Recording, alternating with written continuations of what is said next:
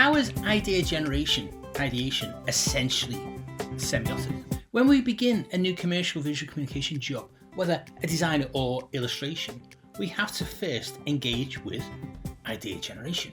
Whether a quick job or a lengthy commission, ideas come first. Well, research comes first, and ideas emerge from the insights and possibilities discovered from researching. How are these research-led insights and possibilities semiotic? Well, let us see. Ideation. I use this term a lot, but you may call this first phase at the beginning of any creative work something else. Let us agree we are talking about the same thing, the creation of possible ideas that may solve the creative problem set by the client. Whether this is a design problem of brand X or an illustration problem of create a set of 10 illustrations for this book. It all begins with possibilities rather than definitive final outcomes.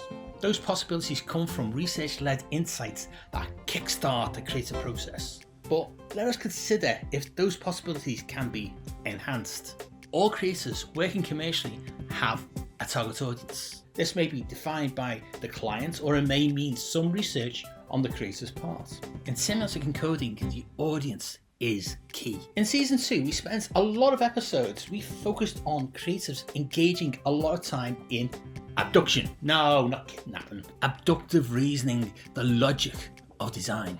This is about forming a logical hypothesis of who your target audiences are. This reasoning, based on research, reveals insights on the target audience's lived experiences. In turn, this provides creatives clues to what familiar qualities and resemblances to known things the audience will perceive, which creatives can then semiotically hack. Peirce says nothing is a semiotic sign until it is first interpreted as a sign. Without knowing what a panda is, an audience would never arrive at an interpretation of a drawing of a panda as a panda.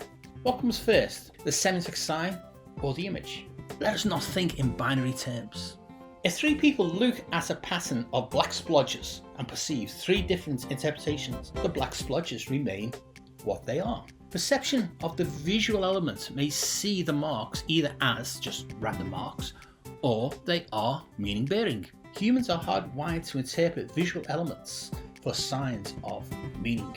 In our distant hunter-gatherer past, it was the daily survival balance between eating something or being eaten by something. As creatives, every mark you make has the potential by the target audience to be interpreted as meaning bearing, whether you encode meaning into a splodge or not. So, Semiosis offers you the semiotic framework to actively visually encode meaning where you intend it. Okay, back to our 3 people looking at black splodges. What could these black splodges mean, if anything? To one person, they just see black splodges and nothing else. They do not perceive anything. To this person, they are not meaning bearing. To the second person, they perceive the same black splodges form a pattern that suggests to them something. In their lived experience, they are familiar with the shape of an animal. The black splodges offer them the possibility that the pattern they form is not random. The alignment resembles, in their perception, the qualities of legs, a body, a head, etc. This person interprets the same black splodges as meaning bearing. The final person perceives exactly the same as the second person, but in their lived experience, they can go much further in their interpretation than the second person. They go from a possibility to name the thing they see as a panda.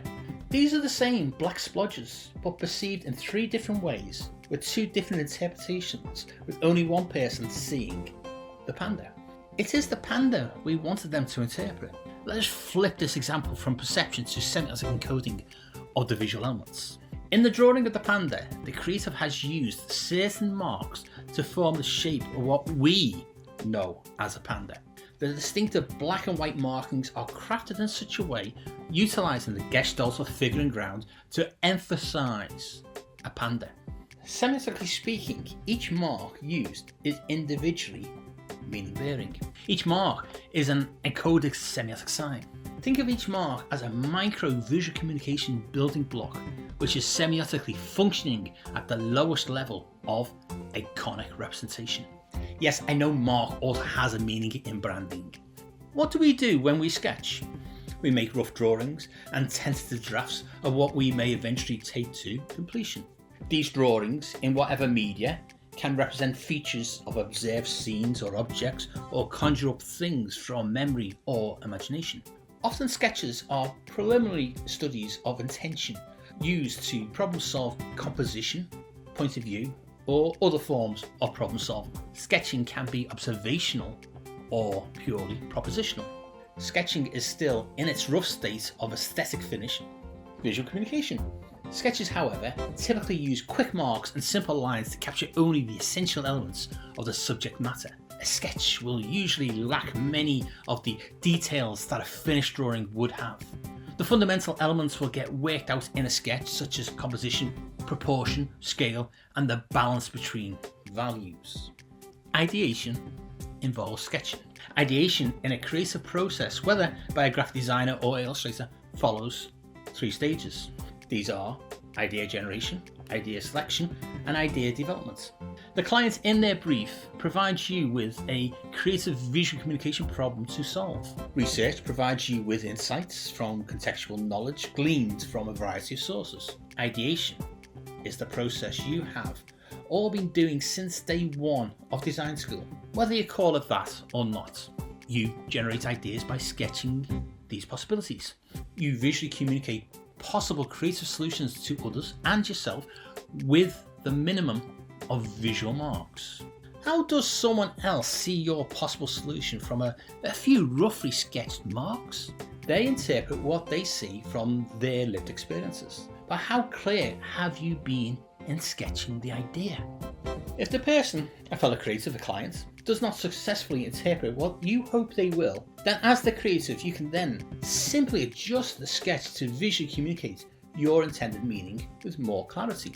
At each stage of ideation, you adjust your sketches toward the development of a successful visual communication solution to the brief. At each stage of ideation, from generation, selection, and development of ideas, you are crafting the visual language from your sketches to become meaning-bearing.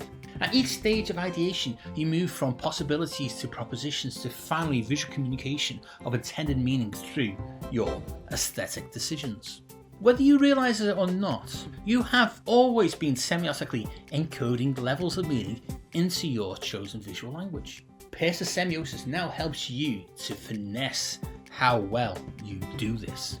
With Semiosis 101, I am lifting the veil of semiotic theory to show the alignments to what creatives already do. In translating arcane semiotic terminology into your existing creative process, Semiosis 101 brings Persian semioticians and creatives closer into a mutually beneficial communicational situation. Let me summarize how ideation is essentially semiotic. Brief, research, idea generation, idea selection, idea development, outcome. That is a creative process. It is not linear, as each step in itself is fluid. Next week we will explore this semiotic topic with the design double diamond. The brief sets the communicational problem to solve. Research provides the creative with contextual knowledge to provide understanding and insights into both the brief's topic and the target audience. These insights provide initial ideas.